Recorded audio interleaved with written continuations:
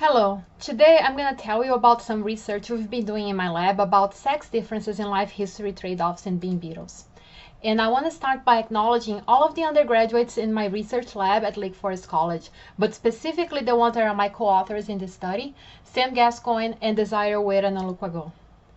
So trade-offs are a fundamental concept in life history theory. When an organism allocates energy to different costly traits, increased allocation to one trait may lead to decreased allocation on another, and that's going to lead to negative covariance between those traits. For example, the negative relationship between horn size and testis size in rhinoceros beetles, or between song duration and amplitude in different species of moths. However, if we take a deeper look at the literature, we find that we do not always see this negative relationship. This is a table from a review paper that looked at the relationship between testis size and secondary sexual traits in several species, and as you can see, what they found is that empirical results are all over the place. So why do we find these inconsistencies?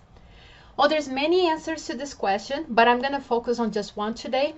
So sometimes when we think about resource allocation, we think about the resources as a pie that the organism splits between different functions all at once.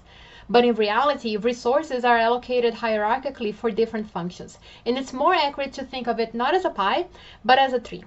So the organism would have the resource pool that is at the base of the tree, and each one of these nodes represents a dichotomous allocation. So first you have allocation to somatic maintenance versus growth, then whatever is left is allocated to dispersal versus reproduction, and then what is left to gonads versus different mating behaviors, and so on.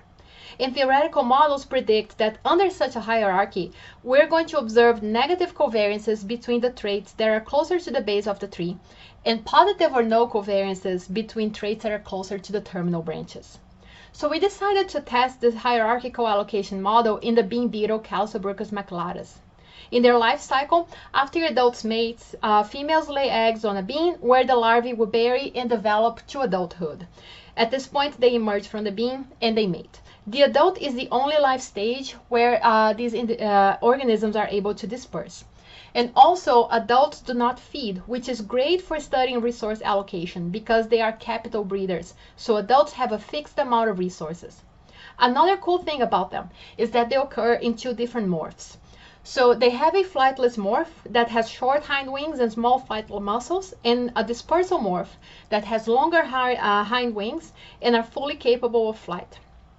We know that these morphs are generated depending on their larval density during development. So the dispersal morph occurs under high densities inside the bean. We tested the hypothesis that larval density would lead to different resource allocation strategies, and the covariance between these different traits would depend on their position on the allocation tree. So we measure a number of morphological and behavioral traits, and we predicted negative covariances between gonad and wing size, since these traits are closer to the base of the tree, and positive or no covariances between different mating behaviors, which are the terminal branches of the tree. So what we did for this study, and here again are my undergraduate collaborators, so we manipulated the developmental environment by creating 3 different treatments of low, medium, and high larval density. We let them develop in the beans, and when adults emerged, we mated them. We allowed the females to oviposit for 48 hours. We video recorded those matings so that we could measure a number of behaviors, and we also dissected those individuals to measure a number of morphological traits. So what traits exactly did we measure?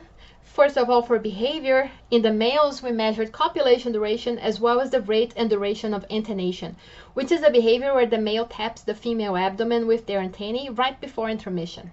In females, we measure their latency to kick the male, which is a behavior where the female signals the end of copulation, and we also measure her clut size for the first 48 hours after mating. For morphology, we measured wing length as a dispersal trait and gonad size as a reproductive trait. We also measured a number of other body parts to check if density would have overall effects on body size. So let's look at our results, and we have a lot, and I'm not going to be able to show everything. But let me show you the effects on morphological traits. First, for males, I should point out that in these figures, the data have been corrected for differences in overall body size. So all of the figures I'm going to show you, you can see the differences in the means, and the different treatments are colored, have different colors. So in this case here, you can see that males that were reared under high densities had smaller testes. And then, as expected, males reared under high density also had larger wings. Now, what happened to the females? Similarly, they also developed smaller gonads under higher density. However, we did not find significant differences in wing length. How did gonad size and wing size covary? So what we found here is that for both sexes, there was a negative covariance between wing and gonad size across all of our density treatments. For behavioral traits, again for males first, we found that males reared under high density had higher antennation rates, and they also had lower copulation durations. Now for females, under high density, they had lower latency to kick and also lower initial clutch sizes. Once again, we look at the covariances between those different behavioral traits, and in this case, we did not find a relationship between them across all of the treatments and for either of the sexes. So we found support for our initial hypothesis, where we found negative covariances between traits closer to the base of the tree and no covariances between behaviors at the terminal branches. However, when we looked at the data, we were surprised at the differences in the magnitude of the effects between the sexes, especially by the fact that we did not find a significant difference in wing size in females as a response to density. So are females less plastic than males for this particular environmental variation? So at this point, we calculated the effect sizes of density in the different traits we measured, and we compared them between the sexes. And this is what is shown in this figure here. So for this comparison, we did not include behaviors because there was no direct correspondence between the behaviors we measured in males and females. But for the traits that we did include, you can see that overall, the effect sizes of density are larger in males than in females. So what have we learned? First, the magnitude of response to density differs between the sexes. And this may be due to the fact that sexual selection is stronger in males in this species. And males may be allocating more to reproduction than females overall.